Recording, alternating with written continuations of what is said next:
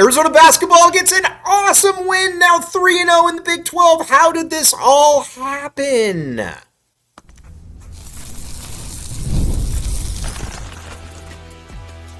You are Locked On Wildcats, your daily podcast on the Arizona Wildcats. Part of the Locked On Podcast Network, your team every day.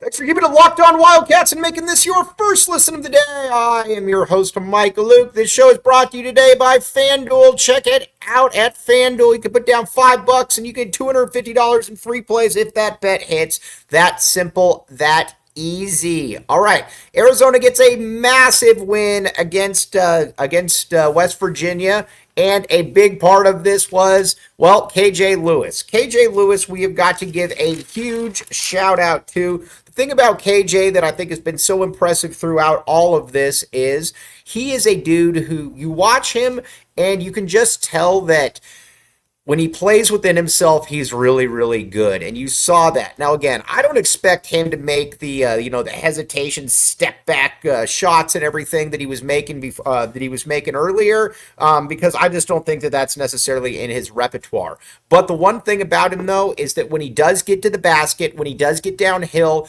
things are a lot easier, and that's where it is exciting to watch what he is able to do. He is He's also a pretty good passer. That's something too that I think is probably a little bit understated in all of this, is that he can get into the lane and he can make the right pass. It's just when he tries to do things that he can't necessarily do that's kind of where he kind of gets into trouble a little bit. But he didn't do any of that, and he was huge every single time that it looked like somebody was about to go on a run.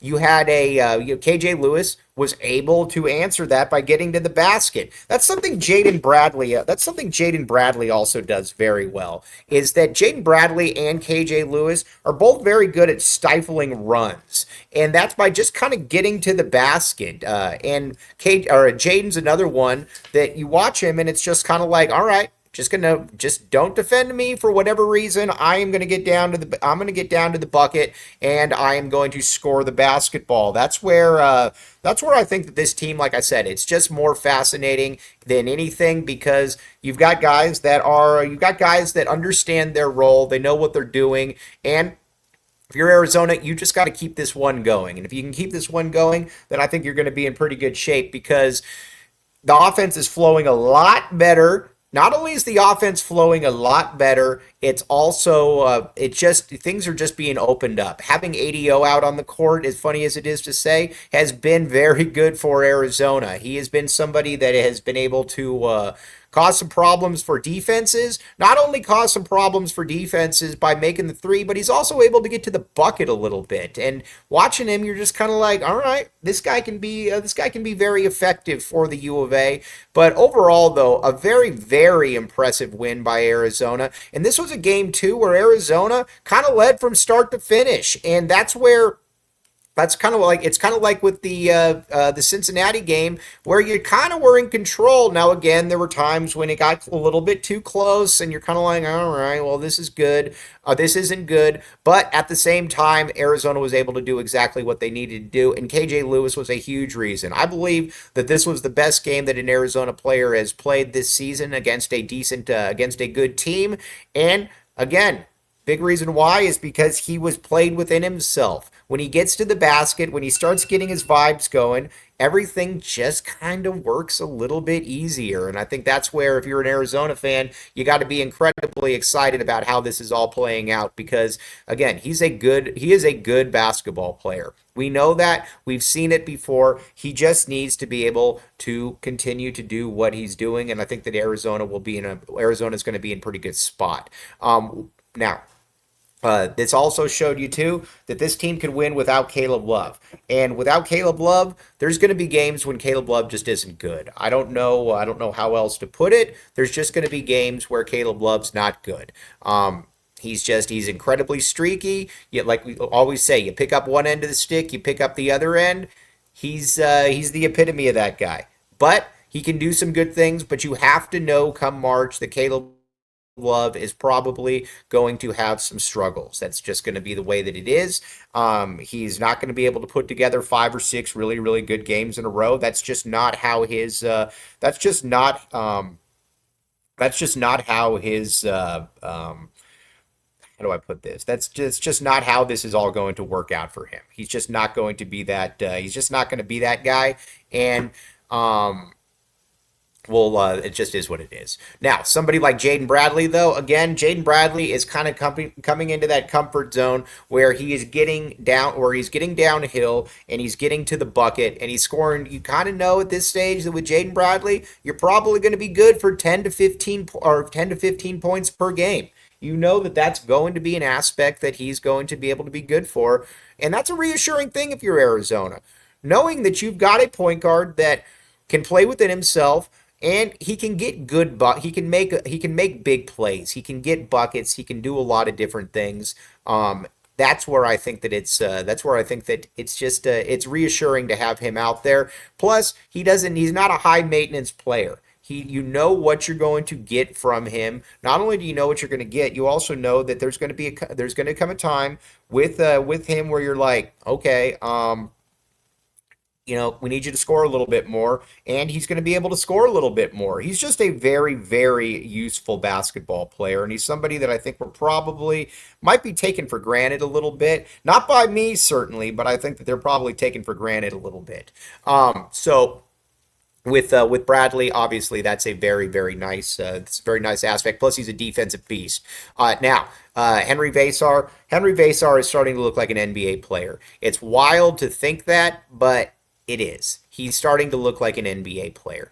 And because he's getting to the basket, he's dunking, he's, 3 to 4 dribbles and then dunking. I mean, come on, what are we doing here? That is awesome. And when you watch him, he's just playing very much within himself. It's just exciting to see how this is all starting to play out for him. And you got to give Tommy Lloyd a lot of credit for his development. I didn't see this one coming. I don't think that most people saw this one coming, but Lloyd has been saying from day one, trust me, Henry's good. You're going to see it. And this has played out exactly like he said that this was, that he's going to be good. And you will all see that. So far, so good with with Henri Veesaar. But this team, when they're playing the right lineup, this team is dangerous. There's no way around it. This team is dangerous because you've got Veesaar finishing around the basket. You've got KJ Lewis doing the same thing. Jaden Bradley doing the same thing. There are going to be games when he's on. There's going to be games when he's off. But at the same time, Caleb Love can still be very useful. He's a spacer. And let's also talk about Carter Bryant. He didn't play a ton in this game. I get it, but at the same time, Carter's good. We know Carter's good. Not only do we know that Carter's good, he is starting to really play within himself, and I think that's the part that's exciting about all of this. Now, we're going to talk about a little bit about what the bench means in all of this, because there is a fascinating aspect to all of this. But first,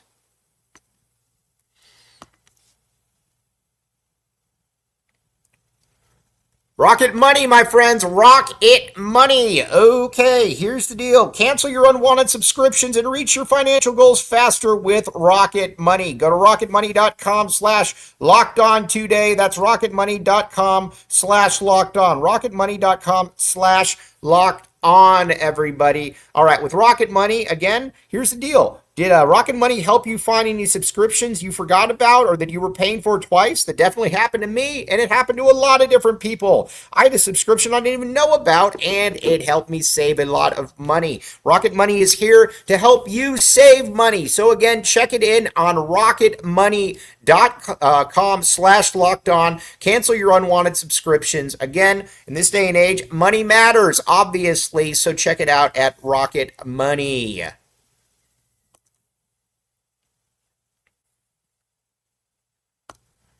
Thanks for keeping it locked on Wildcats and making this your first listen of the day. I am your host, Mike Luke. Okay, now let's talk a little bit now about what this means going forward. Arizona's got a lot of winnable games going forward. Arizona's got a lot of winnable games.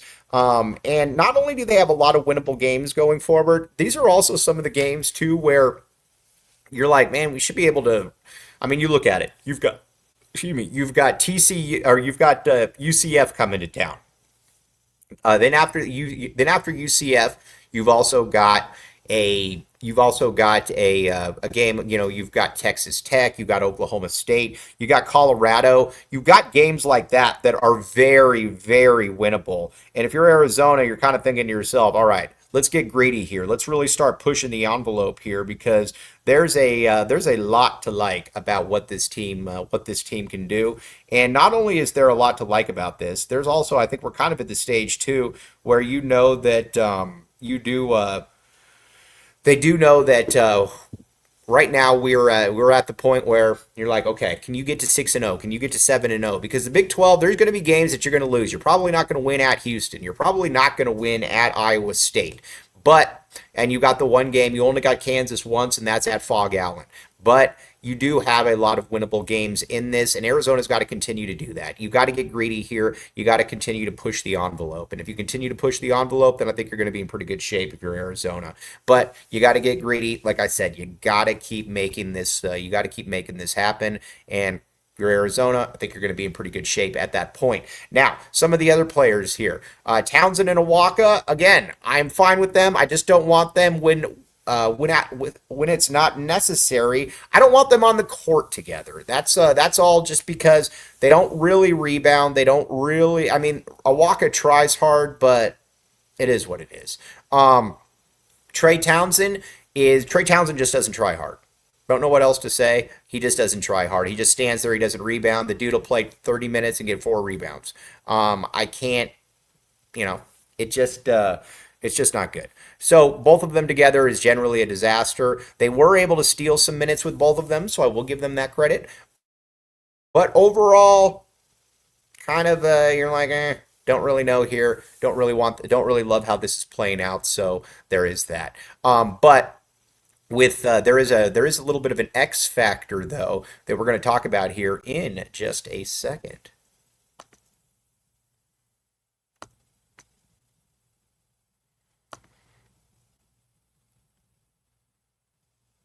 ADO. I know some people don't like ADO. I do not care. I like ADO. ADO is defensively, he's not good. I get it. But also, Arizona plays a lot of players that aren't good defensively. And guess what? Arizona still it's still happen, or those players are still out there.